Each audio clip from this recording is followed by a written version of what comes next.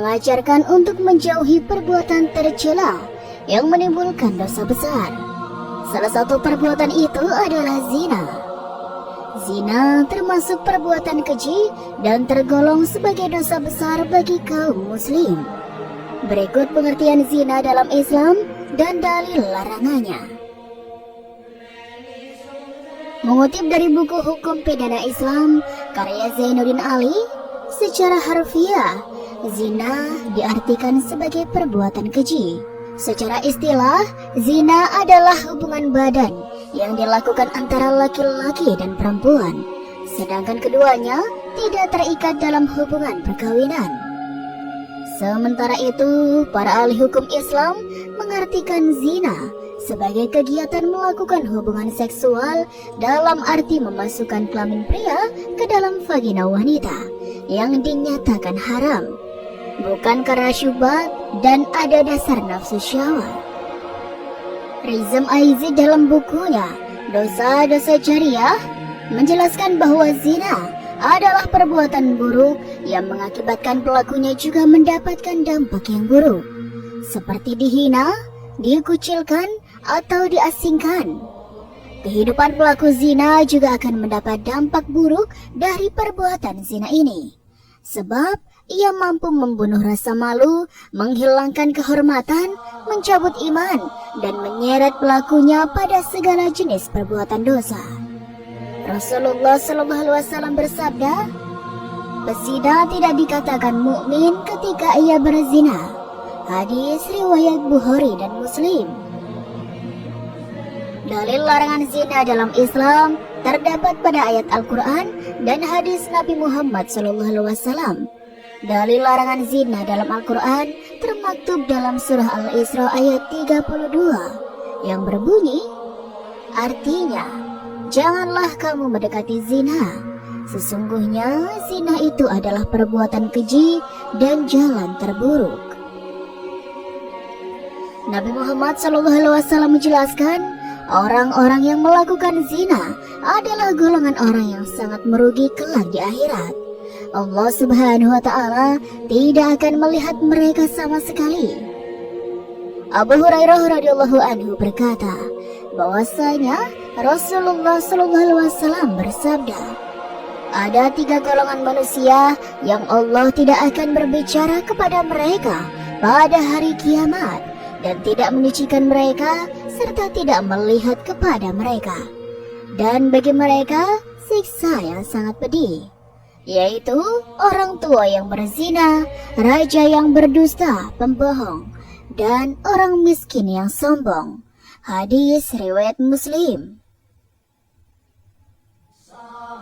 Oleh karena itu, sebagai muslim yang beriman dan takut akan siksa dan azab Allah Subhanahu wa Ta'ala, sudah seharusnya mereka menjauhi segala bentuk perzinaan. Allah Subhanahu wa Ta'ala saja sudah melarang mendekati perbuatan keji tersebut, apalagi melakukannya. Apabila pengertian zina dalam Islam diartikan sebagai hubungan badan dengan bukan mahramnya, maka perbuatan mendekati zina adalah sebuah kegiatan atau aktivitas yang dapat merusak kehormatan atau kemuliaan seseorang. Kegiatan ini digolongkan sebagai zina kecil, sebagaimana diterangkan Rasulullah SAW. Sesungguhnya Allah telah menetapkan zina yang tidak mustahil dialami oleh manusia. Zina mata adalah melihat, zina lisan adalah berbicara, zina hati adalah berangan-angan dan berkeinginan, kemudian kemaluan yang akan membenarkan atau menolaknya. Hadis riwayat Bukhari. Hukuman yang didapatkan oleh pelaku zina tidak main-main, yakni dicambuk sebanyak masing-masing 100 kali pada kedua pasangan yang belum menikah, dan cambuk 100 kali serta rajam untuk pasangan yang sudah menikah. Hukuman ini didasarkan pada sebuah hadis yang diriwayatkan oleh Ubadah bin Samit radhiyallahu an. Ia berkata bahwasanya Rasulullah SAW bersabda, camkanlah, camkanlah. Allah telah menetapkan jalan untuk para wanita, Jika yang berzina adalah pemuda lajang dengan seorang gadis, zina ghair muhsan, hukumannya adalah 100 kali cambuk dan pengasingan selama setahun. Dan jika pelakunya lelaki yang sudah menikah dengan wanita yang juga telah menikah, zina muhsan, hukumannya adalah 100 kali cambuk dan rajam. Hadis riwayat Muslim. 3 zina yang dibenci Allah dapat disusun dengan lebih terstruktur dan informatif seperti berikut. 1. Zina muhsan. Zina muhsan merujuk pada perbuatan zina yang dilakukan oleh individu yang berstatus muhsan, yakni seseorang yang memiliki ikatan pernikahan atau kewajiban menjaga kehormatan. Ini termasuk dalam dosa besar dalam Islam. Contoh kasusnya adalah zina yang dilakukan oleh seseorang yang sudah menikah, baik sebagai suami atau istri. Pelanggaran ini merupakan pengkhianatan terhadap ikatan pernikahan dan kepercayaan pasangan. Allah Subhanahu wa Ta'ala menegaskan dalam Al-Quran dan hadis tentang konsekuensi serius bagi pelaku zina muhsan baik di dunia maupun di akhirat. 2. Zina irsan. Zina irsan merujuk pada perbuatan zina yang dilakukan oleh individu yang belum menikah.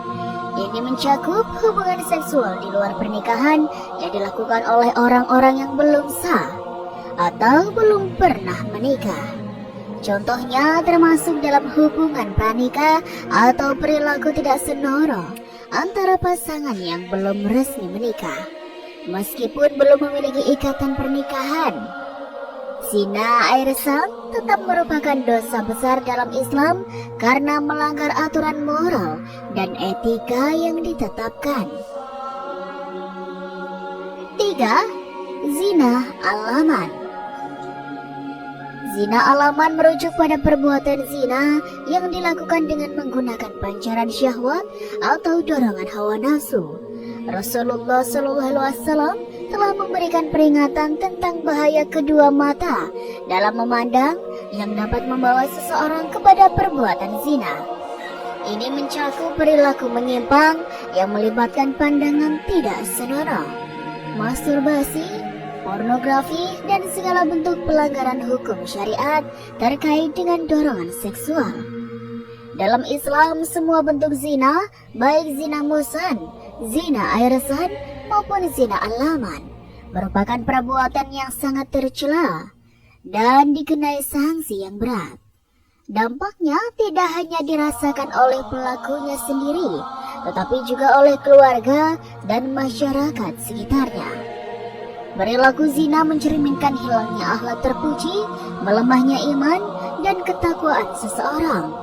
Oleh karena itu, penting bagi umat Islam untuk menjaga diri dari godaan zina dan mengikuti ajaran Islam dalam menjalani kehidupan.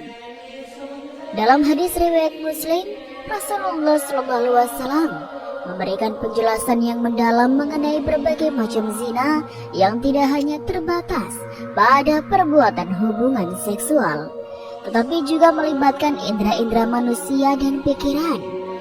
Penjelasan ini memperluas pemahaman kita tentang zina dan mengingatkan kita bahwa menjaga kesucian hati, pikiran, dan perilaku adalah bagian penting dari menjauhi perbuatan terlarang ini. Mari kita kembangkan penjelasan tersebut. Macam zina alhaman, zina ain, atau zina mata. Zina ini terjadi ketika seseorang memandang lawan jenisnya dengan perasaan senang atau nafsu. Pandangan yang tidak senonoh dan penuh dengan hasrat kepada lawan jenis merupakan awal dari terjerumusnya seseorang ke dalam perbuatan zina yang lebih besar. Oleh karena itu, Rasulullah mengingatkan umatnya untuk menjaga pandangan mereka dan tidak membiarkan mata mereka menjadi jalan menuju zina. Zina bil hati, zina pikiran. Zina ini terjadi ketika seseorang memikirkan atau membayangkan hal-hal yang tidak senonoh, dengan lawan jenis, yang diikuti dengan perasaan senang atau bahagia. Pikiran yang terus-menerus terjerumus pada hayalan-hayalan tidak senonoh dapat membawa seseorang kepada perbuatan yang melanggar aturan agama dan moralitas. Zina bil lisan, zina mulut. Zina ini terjadi ketika seseorang membicarakan lawan jenis dengan cara yang tidak senonoh, diikuti dengan perasaan senang atau nafsu. Ucapan-ucapan yang merendahkan martabat lawan jenis atau membangkitkan nafsu syahwat dalam percakapan merupakan bentuk zina yang dilakukan melalui lisan. Zina biliar, zina tangan. Zina ini terjadi ketika seseorang dengan sengaja menyentuh bagian tubuh lawan jenis, diikuti dengan perasaan senang atau nafsu. Sentuhan yang tidak senonoh dan dilakukan dengan hasrat dapat membuka pintu menuju perbuatan zina yang lebih besar.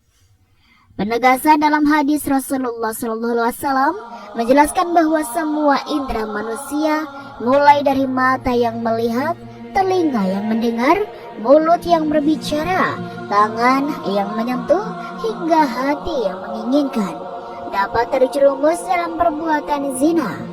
Bahkan kemaluan pun menjadi saksi yang membenarkan atau mendustakan perbuatan zina. Hal ini menegaskan bahwa menjaga kesucian hati, pikiran, dan perilaku merupakan kewajiban bagi setiap individu muslim. Dengan memahami secara mendalam tentang berbagai macam zina dan bagaimana setiap indera manusia dapat terlibat, kita diingatkan untuk senantiasa menjaga diri dari godaan dan menjalani kehidupan sesuai dengan ajaran agama yang benar.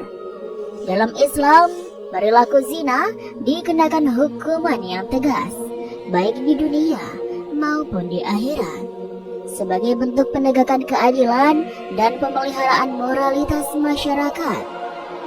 Hukuman ini bertujuan untuk memperingatkan dan mencegah perbuatan zina serta menjaga kehormatan dan martabat individu serta masyarakat secara keseluruhan. Wallahu a'lam bishawab. Dan itulah sobat sedikit kisah kali ini. Kurang lebihnya Rizky mohon maaf. Dan sampai jumpa lagi di kisah-kisah selanjutnya ya sobat. Sekian dari Rizky. Wassalamualaikum warahmatullahi wabarakatuh.